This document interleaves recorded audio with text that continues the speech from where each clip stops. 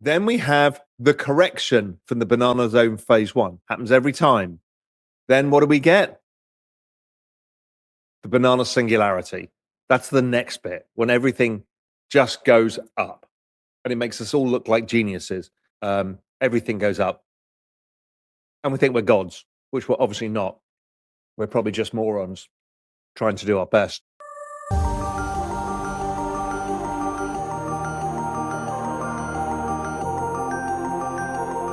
The crypto market just looking strong. Bitcoin back above 100,000. XRP dominating $3.30.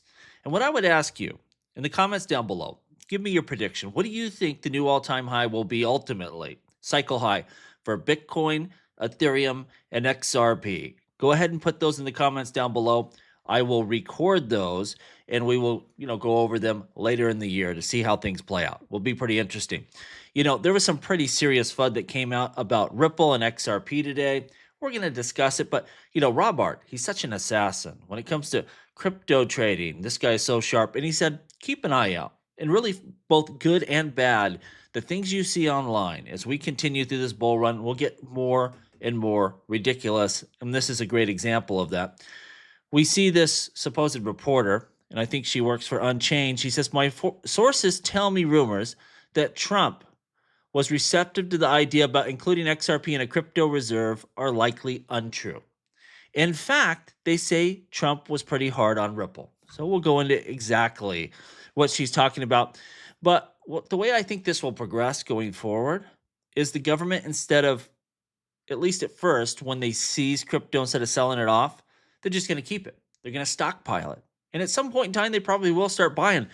But I would not be surprised if they have the same procedure for Bitcoin, Ethereum, XRP, and very large crypto assets. So I bet you XRP, Ethereum, your major altcoins, they make their way to the strategic reserve eventually, if not from day one. It'll be interesting to see exactly how they play this out here. But what they are claiming here, and this all, again, comes from this Veronica and from Unchained, and I forget her name, the Ethereum reporter. But they're saying Donald Trump recently slammed Ripple and XRP for supporting Kamala Harris during the 2024 election. Supposedly said, when I needed you, where were you? You weren't with me, and maybe you were with Kamala Harris. They're probably saying this because of Chris Larson's personal donation to the Harris campaign. But this is nonsense. And I'll tell you why we know it's nonsense. President Trump is doing deals with Apple. A lot of deals within trade in China. He's working very closely with Tim Cook. Apple Computers, as a whole, as an entity, Tim Cook specifically, they're Democrats of the highest order. He's doing deals with all of these tech companies. Even though they supported the other side, it doesn't matter at this time. It's about business. And we got to be rocking and rolling. And he's not holding a grudge because, again, he needs this cutting edge tech if he's going to have a successful economy and we're going to see growth. And so he's doing deals with people that are Democrats for sure.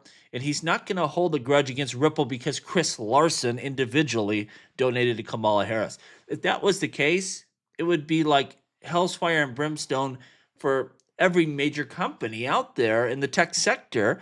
And that just wouldn't work. This is a silly story. Someone spun this up, and you can pretty much ignore it. That didn't happen. I can tell you that. Mario reporting that Litecoin ETF is next. Litecoin could be the next big ETF. Now, why Litecoin? There's probably not a lot of demand there, but we see Canary Capital. They had, issued a Litecoin ETF application, and they just amended it, which signals the SEC has some interest, has given them some guidance to update their ETF. Maybe Litecoin will be the next one through the door. It's going to be a process here, but we're going to see major altcoins make it to traditional finance through ETFs. If Litecoin's next, it doesn't matter. XRP is on the docket. Solana's on the docket. All your major ones are going to make it through. What's interesting, I started out making videos about Bitcoin and Ethereum. In Litecoin, I used to be a big fan of Litecoin. I thought we'd see big things from that blockchain. That's actually the crypto that blew this channel up, got me my first 5,000 or 7,000 subscribers. And then, I started watching what Charlie Lee was doing and just turned sour, seeing that most of the things we were talking about with Litecoin were kind of nonsense, atomic bridges, stuff like that. But anyway, Litecoin is still a significant cryptocurrency, has a lot of daily volume, and it's going to have an ETF someday. If it's next across the finish line, whatever. This is really, you're still dealing with the old administration and Gary Gensler and that whole SEC makeup. Things are going to change radically here shortly. We see my buddy Bullrun Wonka here, long-standing, smart investor here within XRP, said, you know what, this post about this unnamed source that said Trump crushed, Ripple, well, they've removed it now. And the SEC lies were first, and now we see Stuart Alderati crushing media lies.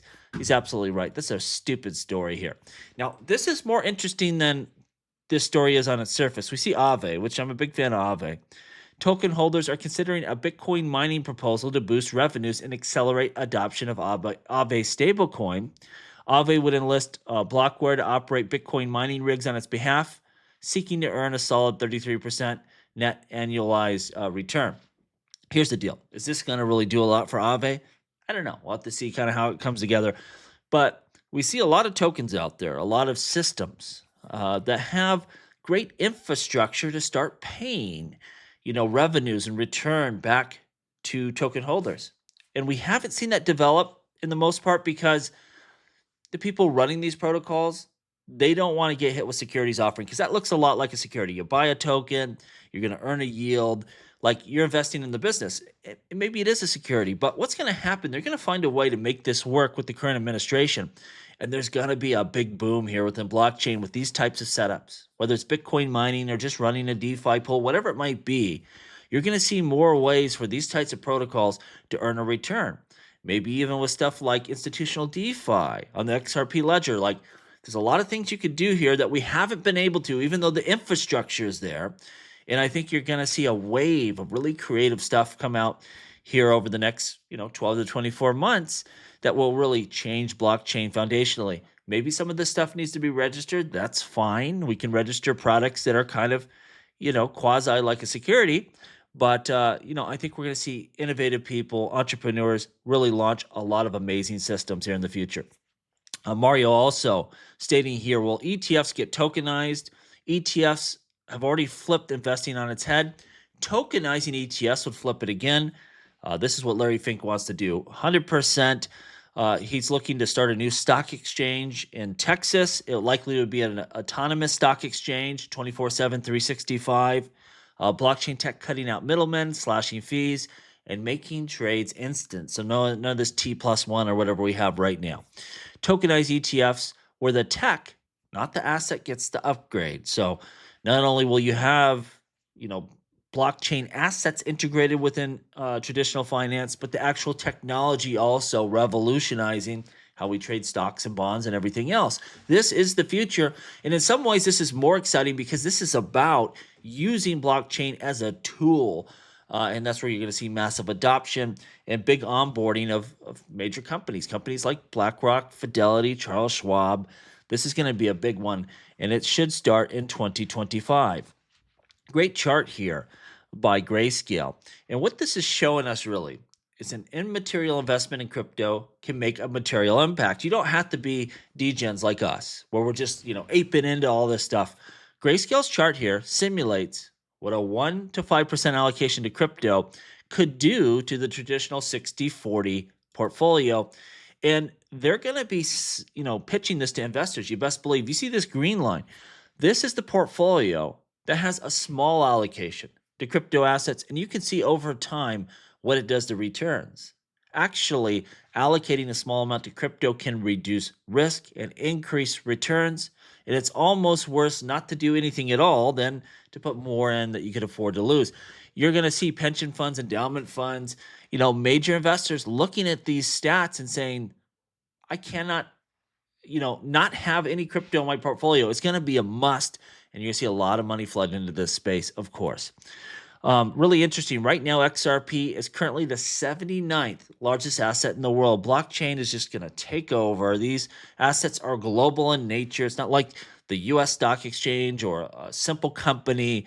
Like these are global monetary systems, and they're going to continue flying up these lists, becoming more and more valuable. And pretty soon, a lot of these blockchains will be worth more than even the most valuable company in the world. Best believe that. This is interesting. Tether drops a new stablecoin on Kraken's Inc. And this just shows I'm not always on top of everything. I didn't know that Kraken had its own layer too. Tether's new USDTO, I guess is the stablecoin's name, hits Kraken's Ethereum Layer 2 Inc., backed 1-to-1 with Ethereum's USDT, built for speed, security, and cheaper transactions. So pretty interesting there. Mario reporting Bitcoin bags. You get an instant 100K loan on Coinbase. Coinbase is letting you lock in your Bitcoin to snag up to $100,000 in USDC through its new Bitcoin-backed loans. And I think we're going to see them expand this to other tokens. Your Bitcoin gets flipped into wrapped Bitcoin for DeFi action, unlocking instant liquidity without dumping your bags, no deadlines on repayments. But if your Bitcoin, if it tanks below the safe LTV threshold, Coinbase will liquidate your stash to cover it. So, Coinbase has this great infrastructure with their layer 2 base, with the exchange, with crypto assets you can move back and forth. This is probably going to be a home run. And again, they're going to expand it for sure. Now, this lets you take up to, I think, 88% loan to value. I would never do something like that. You're just waiting to get liquidated. But, I've used in the past like Nexo, a centralized solution for this type of thing, to great success. And I think these types of solutions on chain are going to be more and more popular. It's not just going to be, just Ethereum Layer 2, though. You'll see solutions integrated into exchanges for XRP Ledger, for, all sorts of different smart contract blockchains. This is going to be the future here. And we'll see who really comes up with the best systems and the best infrastructure. Of course, Binance already has their own, blockchain up there integrated with their centralized solution. This is going to be big. It's going to really spur a lot of growth within blockchain. Being able to get instant loans from your value is going to be killer. Crypto investors, transactions to be reported for IRS for the first time. So starting in 2025, when you trade on Coinbase or Kraken or one of these, major exchanges, they're going to issue the IRS a 1099 DA form. They're not going to be putting the cost basis yet, but in the future they will do that as well.